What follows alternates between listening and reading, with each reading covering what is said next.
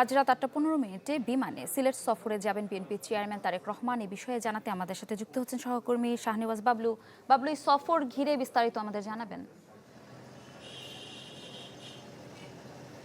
ইপসিতা বিএনপির চেয়ারম্যান তারেক রহমান তার নির্বাচনী যে প্রচারণা সেটি সিলেটের মধ্য দিয়ে শুরু করবেন। আজ রাত সন্ধ্যার পরে তিনি সিলেটে বিমানে আসার কথা রয়েছে। সেখান থেকে তিনি সিলেটের যে দুটি মাজার রয়েছে, শাহজালাল এবং শাহপরানের যে মাজার রয়েছে সেটি জিয়ারত করবেন। জিয়ারত শেষে তার শ্বশুরবাড়ি যেটি দক্ষিণ সুরমার বিরামপুর গ্রাম, সেখানে তার যাওয়ার কথা রয়েছে। সেখানে তার মা বেগম খালেদা জিয়ার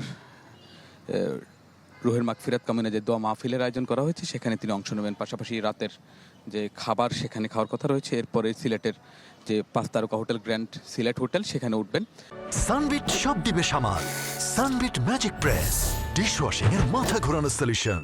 পরদিন তিনি এখানে কিছু অরাজনৈতিক কিছু তরুণ সম্প্রদায়ের সঙ্গে মত বিনিময় করবেন। মত বিনিময়ের শেষে সিলেটের আলিয়ার মাদ্রাসার যে মাঠ রয়েছে মাঠে তিনি এসে জনসভায় অংশ নেবেন। তো আজকে কিছুক্ষণ আগে আমরা দলের পক্ষ থেকে একটা শিডিউল পেয়েছি যেখানে বলা হয়েছে যে 7টি এই একই দিনে অর্থাৎ 22 তারিখ আগামীকাল যে সিলেট আলিয়া মাদ্রাসা মাঠ থেকে যে জনসভা শুরু হবে সেখান থেকে তিনি যাবেন মৌলভীবাজার, তারপর হবিগঞ্জ থেকে ব্রাহ্মণবাড়িয়া, নরসিংদী, ভৈরব হয়ে নারায়ণগঞ্জের 2500 জনসভা করে তার ঢাকায় ফেরার কথা রয়েছে। অর্থাৎ একদিনে তিনি 7টি জনসভায় অংশ নেবেন।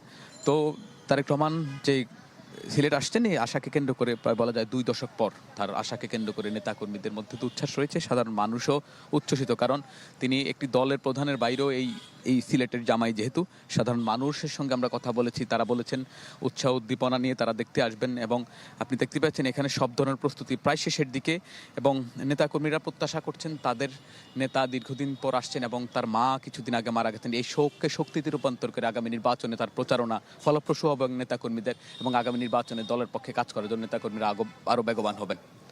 ধন্যবাদ আপনাকে। দর্শক, রাতে সিলেট সফরে যাচ্ছেন বিএনপি চেয়ারম্যান তারেক রহমান, সে বিষয়ে জানছিলাম আমরা।